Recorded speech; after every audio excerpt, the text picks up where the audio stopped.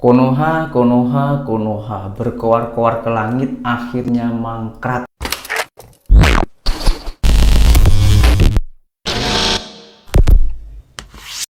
Hai, halo geng, assalamualaikum warahmatullahi wabarakatuh.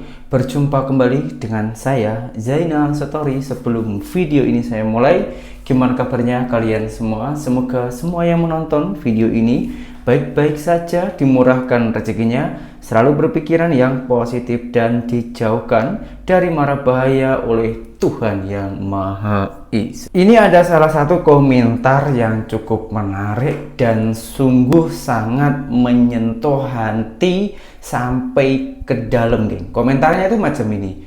Pemerintah terima invest, tapi nggak bisa mengayomi dan melindungi investornya. Wow. Pejabat korup pungli, LSM merajalela. Ancur modar nganggur, cok. Masya Allah, ini orang Jawa kayaknya yang komentar, karena bahasanya itu dari mirip dan sungguh sangat menjawa ini, geng. Sekarang kita tengok videonya itu macam mana. Indonesia tak pantas menjadi tuan rumah industri berteknologi tinggi. Itulah pesan yang ditinggalkan oleh Sanken Electric Company dari Jepang dengan menutup pabriknya di Cikarang. Tak ada pengumuman resmi dari perusahaan dan pembicaraan dengan pemerintah. Buat apa bertahan di Indonesia yang makin gelap dan tak menentu? Seperti jalan rusak tanpa marka, plus banyak preman di sana sini, baik di jalanan maupun di gedung-gedung pemerintah. Alasan seperti ini juga menjadi latar belakang dari penutupan puluhan pabrik dan PHK ribuan pekerja, terutama dari industri tekstil dan garment. Sanken kurang lebih sama dengan pabrik-pabrik lain yang telah ditutup karena tidak bisa menerima lagi omon-omon dari pemerintah untuk menghentikan banjir barang murah dari Cina dan janji membangun iklim bisnis yang sehat. Ini adalah keuntungan bagi para tetangga. Malaysia misalnya, ini telah tumbuh menjadi salah satu pusat industri semikonduktor terbesar di dunia, sehingga berpotensi besar untuk dijadikan lokasi pabrik baru Sanken. Sedangkan Vietnam yang sedang berjaya dengan industri tekstil dan garment akan menjadi tujuan makin favorit perpindahan pabrik dari Indonesia. Vietnam kini juga telah menjadi tuan rumah favorit bagi industri elektronik dunia. Karena itu, tak mustahil Sanken juga akan mengincar Vietnam sebagai tuan rumah baru. Entah apakah pemerintah tidak peduli karena sibuk untuk mengumpulkan kekuasaan dan kekayaan pribadi. Oke, kita jumpa lagi dalam episode berikutnya. Secara tak langsung, Bapak Indonesia ini menyekolahkan pemerintahan ataupun menteri-menteri Indonesia dan mencontoh kepada Malaysia. Karena banyaknya investor-investor yang dulunya itu teringin berinvestasi ke Indonesia akhirnya kabur dan menguntungkan jiran-jiran kita macam Malaysia. Malaysia saat ini tengah menguasai semikonduktor chip, geng, ya, dan Microsoft juga sudah dikuasai. Lagi perusahaan Apple itu juga investor ke Malaysia daripada ke Indonesia. Sebenarnya bukan itu saja, ada alasan-alasan lain kenapa investor dari luar negara itu lebih memilih ke negara lain, dan kenapa produk-produk Indonesia ini susah keluar atau susah impor dari luar negara. Atau mungkin karena kualitasnya dengan kecurangan-kecurangan masyarakatnya. Rin, pantas aja ekspor kita itu bisa kalah dari negara lain. Ternyata, mohon maaf, ini yang dilakukan oleh beberapa oknum petani yang nakal yang main curang. Mulai dari susu yang ditambah dengan air dan minyak, karet yang diisi galon, dan masih banyak lagi. Pantas aja, Rin, perusahaan susu atau perusahaan besar selalu impor karena banyak hal kayak gini. Bener banget. Gue akan memperlihatkan beberapa kecurangan-kecurangannya. Contohnya, petani karet yang beberapa oknumnya mencurangi timbangan dengan galon. Kemudian ada juga oknum peternak susu yang menambahkan air dan minyak yang menurunkan kualitas. Lalu ada petani vanili, di mana karena beberapa oknum memberikan serbuk besi dalam vanilinya. Nah, hal-hal seperti inilah yang ternyata mengancam ekspor Indonesia. Karena lo tahu nggak sih, orang-orang luar itu pintar dan mereka nggak mau juga dicurangi. Pantes aja ya, kita tuh kalah dari segi ekspor dengan negara lain karena emang banyak yang kualitasnya buruk. Iya bener banget, syarat dari ekspor kan memang kualitasnya harus bagus deh. Bahkan lo tau gak sih, netizen itu ngomong di kolom komentar kalau rakyat dan pejabatnya hampir sama. Kalau terus-terusan seperti ini, malah produk dari Indonesia bisa dianggap gak berkualitas alias berkualitas buruk oleh negara lain. Ini sungguh sangat berbanding balik dengan sistem yang berada di Malaysia. Okey, korang tahu tak ada syarikat bas Malaysia yang jual bas lagi banyak kat luar negara daripada dalam negara. Terbalik dari amalan biasa. Jadi Sun Bus Tech ni memang lain macam ya. Tahun 2024, 96% jualan mereka datang dari luar negara dan 4% je kat Malaysia. Dan bagi tahun 2025 ni, diorang target nak naikkan jualan tempatan ke 49% dan 51% saja keluar negara. Jadi antara pelanggan luar negara diorang ialah Land Transport Authority atau LTA Singapore, dan tahun ini insya-Allah mereka akan bekalkan bas pula kat prasarana Malaysia. Dan satu lagi yang best, diorang bukan saja buat bas diesel, pasang juga bas EV. Ingat EV ni untuk kereta saja ke? Tak, bas pun ada. Jadi Sun Bus Tech bekerjasama dengan BYD memasang 315 unit bas EV untuk LTA Singapore. Diorang juga nak pasang dan bangunkan bas EV untuk Foxtron. Dengan teknologi EV dan inovasi yang berterusan, Sun Bus Tech membuka jalan untuk masa depan pengangkutan awam yang lebih lestari di Malaysia. Jadi semoga lebih banyak syarikat tempatan akan mengikuti jejak langkah mereka. Memang pandai kan ya Malaysia ini menjual barang-barangnya buatan Malaysia dijual ke luar negara dulu. Karena kenapa? Di sana itu mendapatkan keuntungan yang jauh lebih besar dan jauh lebih banyak. Untuk memakmurkan dan mendapatkan modal yang lebih banyak di Indonesia, macam itulah caranya memperkenalkan brand-brand ataupun buatan-buatan teknologi dari negaranya dijual ke luar negara. Nah, Indonesia itu sebetulnya juga ada nama, geng. Tapi bukan dari segi sistem pemerintahan kita. Apakah itu? Kita tengok video ini. Tahu nggak Pak, Indonesia itu dikenal di luar negeri bukan karena program-program pemerintahannya. Tapi Indonesia dikenal baik di luar negeri itu karena salah satunya ya orang-orangnya yang bekerja di luar negeri. Anak-anak bangsa yang bekerja di luar negeri dan pekerjaan mereka itu bagus-bagus, kualitasnya bagus, bisa dipercaya sama orang-orang sini. Secara tidak langsung Indonesia itu namanya naik. Dan bos-bos di sini mereka percaya dengan kualitas-kualitas kami, Pak. Kalau nggak percaya, coba Bapak minta asisten-asisten Bapak itu untuk mencarikan konten-konten anak-anak yang mereka itu menanyai pribumi di sini tentang Indonesia. Apakah Anda tahu tentang Indonesia? Hal apa yang diketahui tentang Indonesia? Tahu nggak makanan Indonesia apa? Tahu nggak ibu kota Indonesia apa? Dan rata-rata jawaban orang sini nggak tahu. Ibu kota Indonesia aja, orang-orang sini tuh nggak tahu, Pak. Nah, pas kita kasih tahu kan, ibu kota Indonesia itu Jakarta. Jakarta, nadanya mereka tuh kayak bertanya-tanya gitu loh, Pak. Jakarta, mereka tuh nggak tahu Jakarta. Mereka itu tahunya Bali. Nah, kalau Bali mereka tahu, tapi mereka nggak tahu kalau itu tuh di Indonesia. Kalau di luar negeri, Indonesia dikenal sama budaya-budayanya. Coba teman-teman yang bekerja di luar negeri, kalian tanya sama orang lokal, budaya Indonesia apa yang kalian ketahui gitu. Emang budaya apa yang terkenal di Indonesia yang bisa sampai ke luar negeri? Jarang saya ketahui ada orang luar negeri yang tahu tentang kebudayaan kita. Kalau misalnya tentang pariwisata, Indonesia pariwisata Jos, Bali, Gunung Bromo, Lombok, Borobudur, mereka rata-rata tahu. Terkenal itu pariwisata di Indonesia. Tapi nama Indonesia harum, Pak, dengan kami bekerja di luar negeri karena orang-orang sini kalau misalnya tanya, kamu dari negara mana? Indonesia. Oh, ya. Di dalam pemikiran mereka, wah, ini SDM berkualitas ini penyelamat bangsaku. Iya, kami ini penyelamat Jepang. Karena negara ini mustahil kalau nggak ada kami, Pak. Jepang ini hancur kalau nggak ada orang asingnya, Pak. Jadi hanya karena menang populasi penduduk, kita jangan sombong dulu. Ini negara orang pribumi rata-rata pinter semua, cuman semuanya itu nggak ada arti kalau misalnya nggak ada populasi. Dan bayangkan generasi emas 15-20 tahun ke depan itu semuanya pindah ke luar negeri, nggak mau ada yang di Indonesia. Kira-kira gimana, Pak? Hancur bangsa kita nanti, Pak.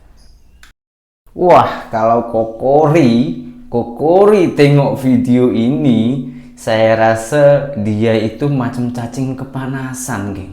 Beruntung banget bisa kabur dari Indonesia, apalagi setelah ngeliat video ini. Nah, kalau teman-teman berpikir konten ini saya buat untuk edukasi, ini Kokori diskusi ini buat semua orang, ya. Berkenaan dengan tagar kabur aja dulu, kabur ke luar negeri, ya. Hidup ini adalah pilihan. Pemerintah kita dari zaman dulu sampai sekarang tidak pernah melarang warga negara Indonesia untuk bekerja di luar negeri ataupun berimigrasi ke luar negeri. Tapi patut diingat bahwa untuk berimigrasi atau bekerja di luar negeri itu harus memenuhi beberapa persyaratan atau kualifikasi. Tidak semudah yang kita bayangkan, ya. Jadi saya nggak tahu kenapa harus ada tagar kabur aja dulu. Kalau tidak betah di Indonesia, tidak nyaman di Indonesia, dan kemudian tidak puas dengan apapun yang ada di Indonesia, tidak bahagia di Indonesia, monggo, silakan, ya, pergi ke luar negeri, baik untuk bekerja sementara waktu maupun untuk berimigrasi selama-lamanya. Nggak perlu drama, nggak perlu bikin tagar-tagaran, ya, dan juga tidak perlu harus nyinyir kepada apapun yang ada di Indonesia. Silakan, kalau di luar negeri itu ada kesempatan yang lebih baik, penghasilan yang lebih baik, dan mungkin suasana yang lebih nyaman dan baik. Tapi mohon maaf, tiap negara ada plus dan minusnya, ya. Dan yang seringkali ditutup-tutupi, ya, atau tidak diceritakan adalah sisi gelapnya atau sisi nggak enaknya tinggal di sebuah negara, ya. Ada negara yang bahasanya itu susah banget, ya, bahasa Jerman, bahasa Prancis, bahasa Mandarin dan lain-lain.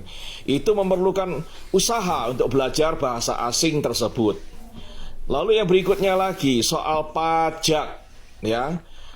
Banyak orang yang selalu memamerkan, oh di sini enak, ya, tunjangan sosialnya bagus. Kalau kita ini di PHK kita dapat tunjangan. Kemudian kalau kita ini sakit, rumah sakitnya itu dalam tanda kutip gratis dan lain-lain. Ya, banyak sekali benefit-benefit. Tapi tidak ditonjolkan atau tidak dipertontonkan kepada kita berapa tinggi pajak yang harus kita bayarkan, ya.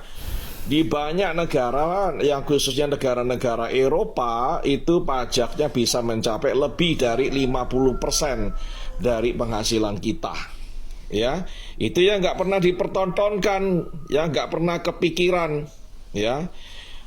Orang-orang itu kebanyakan memikirkan, oh negara ini enak, ya, tapi pajaknya berapa, ya. Mau mendapatkan fasilitas itu ada biaya yang harus kita keluarkan, dan itu uang kita sendiri, ya. Nah, kemudian yang berikutnya lagi, ada kesalahan, ya. Satu kesalahan terbesar dalam hidup kita adalah kita ini selalu mengharap dan mengandalkan kepada pemerintah, ya. Di dunia ini tidak ada presiden, perdana menteri, raja, kaisar dan lain-lain yang menjanjikan kepada warganya bahwa setiap warga negaranya pasti mendapatkan pekerjaan yang nyaman, yang enak, yang santai-santai, tapi gajinya boleh besar. Nggak ada, ya. Kalau kita pergi ke negara manapun, ya, kita akan kecewa kalau kita punya pandangan seperti itu. Sukses kita, kehidupan kita, kenyamanan kita tergantung kepada diri kita sendiri, ya. Bisa lihat peluang apa enggak, pikiran kita optimis apa enggak, ya. Bisa melihat kesempatan atau tidak. Dan meskipun ada begitu banyak WNI yang kecewa dan selalu memuja-muji negara asing dan ingin pindah ke negara asing, banyak juga warga negara asing yang senang dengan negara kita, betah di negara kita, ingin menjadi warga negara Indonesia, ya. Ini contohnya di Bali, ya. Banyak turis-turis asing yang overstay dan lain-lain, mereka berdagang, ya, mendirikan kursus ini, ya, ada layanan ini, berbisnis di Bali, ya. Banyak yang ingin tinggal di negara kita. Jadi, ya, di negara mereka pun ada hal-hal yang negatif yang membuat mereka tidak betah dan mereka ingin pindah ke negara kita. Ya, begitulah sifat manusia. Rumput tetangga selalu hijau dan lebih indah daripada rumputnya sendiri. Padahal kita nggak tahu berapa biaya untuk membuat rumput itu menjadi cantik dan hijau, ya. Apa usaha dari tetangga kita untuk membuat itu semuanya lebih indah dan lebih hijau? Banyak sekali pengorbanannya dan biayanya, ya. Nah, saran saya buat semuanya, di Indonesia ini bukan tidak ada pekerjaan, ya. Pekerjaan itu banyak, tapi banyak SDM kita yang tidak memenuhi syarat dalam hal skill yang diminta.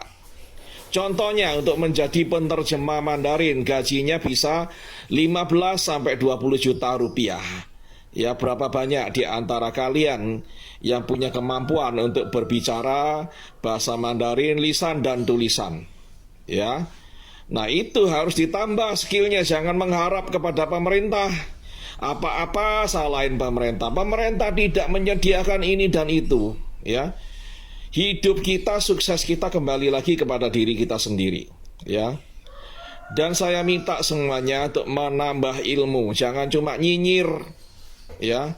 Nyinyir melulu tiap hari, ya, tidak ada solusi.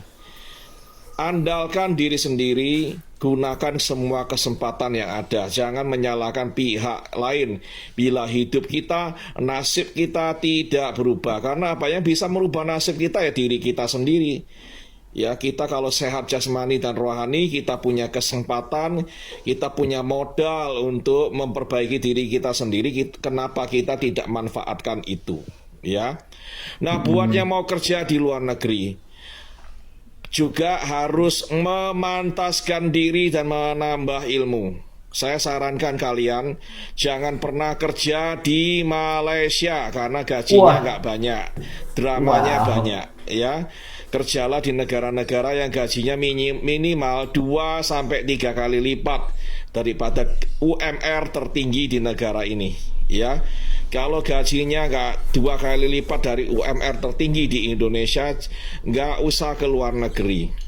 Yang berikutnya lagi, tolong lihat semua peluang bisnis di negara kita, ya. Ngapain kita pergi ke luar negeri kalau di negara sendiri kita bisa cari cuan yang lumayan, ya. Nggak perlu jauh-jauh dari keluarga, teman, dan lain-lain. Oke? Dan tolong jangan salahkan pemerintah. Ya, pemerintah tidak melarang kita untuk pergi ke luar negeri untuk bekerja maupun untuk berimigrasi kalau kita memenuhi syarat. Oke? Oke, gini Kokuri ya. Kenapa banyaknya orang-orang Indonesia yang bekerja ke luar negara? Dan Kokuri mengatakan hanya nyinyir, memuja-muji negara yang dia mencari nafkah. Dan konon katanya juga orang Indonesia yang bekerja ke luar negara itu macam penjilat lah. Tak bersyukur, tak bangga menjadi warga negara Indonesia. Di sini Kokuri saya kasih paham. Adanya kita bekerja ke luar negara karena kurang pendapatan ataupun penghasilan apabila kita bekerja di negara kita sendiri.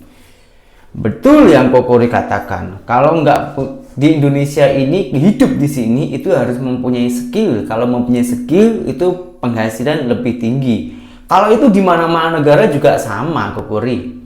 Kalau tak punya skill di Indonesia ini ya kerja cangkul di sawah yang gajinya itu 40 sampai 50 ribu rupiah satu hari, itu sekitar 15 ringgit satu hari, geng. Di Malaysia yang tak punya skill, saya aja contohnya. Di sana saya itu mendapatkan gaji 3 sampai 4 kali lipat daripada UMR Indonesia. UMR di Indonesia ini 5 jutaan. Saya boleh mendapatkan 15 sampai 20-an. Itu saya tak ada skill, hanya bekerja di perkebunan kelapa sawit Malaysia. Oke, kita kembali lagi ke WNI yang berada di luar negara dan kenapa dia orang itu selalu memuja-muja seolah-olah kalau kita dengar dia orang tak cinta dengan negara Indonesia. Kokuri salah kalau mengatakan hal itu.